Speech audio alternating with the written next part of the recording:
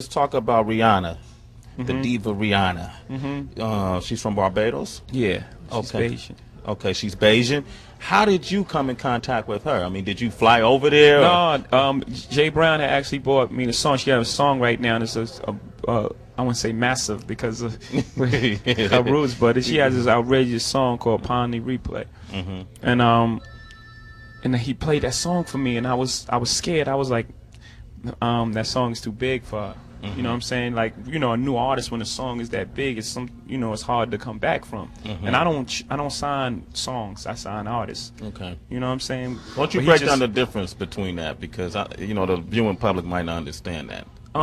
Some people chase the hot song for a minute, and then they sign, based on the song. I want to sign it based on an artist, based on, or based on the swagger, based on the level of talent, based on the writing, So I was a little reluctant when I first heard the song, and then, he kept going, Jay Brown, he kept being persistent. I was like, you know what, bring her by.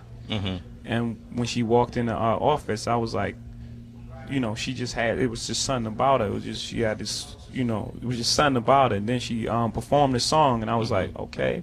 Then, we sat down and we talked. And they were talking about how she would stay in the studio and try to get the verse over and then come back the next day. I was like, oh, work ethic. Okay. Everything is there. So we signed her that night. We didn't let her leave the office. Really? The 3 in the morning was when that contract got signed. So from the meeting around 3, 4 in the afternoon, we signed it by 3 in the morning. Wow. That day, I was absolutely certain. How often does that happen? I mean, that's not often. That's unheard of, right? That's not, yeah. I mean, to get lawyers to draft up contracts and then the other side to agree to contracts in 10 hours is... Now, before y'all get in the comments on this clip talking about Jay-Z and Rihanna and the inappropriate relationship and all that stuff, listen, I'm not one of these gossipy ass niggas. I'm not one of these TMZ ass niggas. I'm not one of these shade room ass niggas. If y'all want to do that shit, there's so many places on social media that you can go and have them whole ass conversations.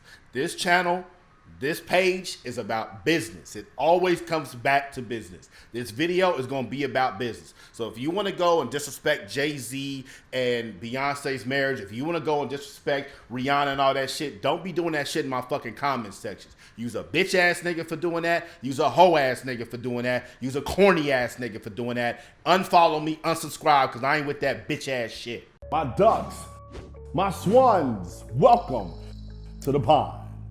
My name is Dorian from Group82Music.com, and right here, we got Jay-Z talking about how Rihanna signed her contract at 3 a.m. The reason I wanted this clip is because I wanted y'all to see that Jay-Z said something when he was the president of Def Jam that I think a lot of labels don't do right now. Jay-Z said that I don't sign songs, I sign artists. Rihanna had the song Upon the Replay, which I'm not that huge of a fan of, but I am a fan of Rihanna. I do like her music a lot. And the song was huge. It was an international record. And when you get one of them international pop records, it can just take the fuck off. And you see a lot of labels, they don't care about the artist. They will go and sign you anyway. Example, Sony, Columbia, Lil Nas X, Old Town Road. What's he doing right now? That man had the biggest song in the history of popular music. It was #1 on the charts for 19 weeks. 19 weeks, broke the record that was held by Mariah Carey and Boyz II Men. One Sweet Day. And what's he doing now? They didn't sign Lil Nas X as an artist. They signed him as a song. Jay-Z wanted to sign Rihanna as an artist. And you look at what her career's done. If you want to sign to a label, they're going to look at you as a commodity that can make them money, point blank, period. You're not a human. You don't have any emotions. You don't have family. You don't have friends. You are a fucking line on a balance sheet. So because of that, a lot of artists get signed from one record because the labels can pimp out that record when it's already going, when it's already blowing up. But once that record dies down, and every song dies down, Old Town Road has died down, what happens to the artist after that? And if you're somebody who wants to have a long sustaining career, the only thing that's going to have a long sustaining career inside of the record label is if you continuously put out massive hits. That's the only way. Because if you don't, they're going to put their resources behind somebody else who has their one record going off, and hopefully they can continue to make massive hits. But if you stay independent, or you get with a label that really believes you as an artist, they can push you in so many other ways. Rihanna hasn't dropped an album in fucking, how long has it been? 3 years, 4 years? Her fans are going crazy. She teased them all the time on social media. The Navy's going nuts. Anytime she says anything on social media, they're like, yo, where's the album? She don't need to. You know why? Because Rihanna's this massive brand. She is a makeup maven, tycoon. She's going to be a billionaire off of Fenty. Who gives a fuck about that music right now? And everybody who she signed to with her label, they don't care. Because that's what they wanted. The bigger the star Rihanna is, the more money they're going to make. Because they believed in her talent early on. Which one do you want? A lot of y'all be asking me, if your music's doing so well, you're doing all this shit, why do you have all these services? Because that is where the money is. I want to be the greatest entrepreneur of all time. My music is great. I love my music. I love being creative. I'm fine with that. And it makes me money, that's cool. But I want to be the greatest entrepreneur of all time. I don't depend on my music to pay my bills.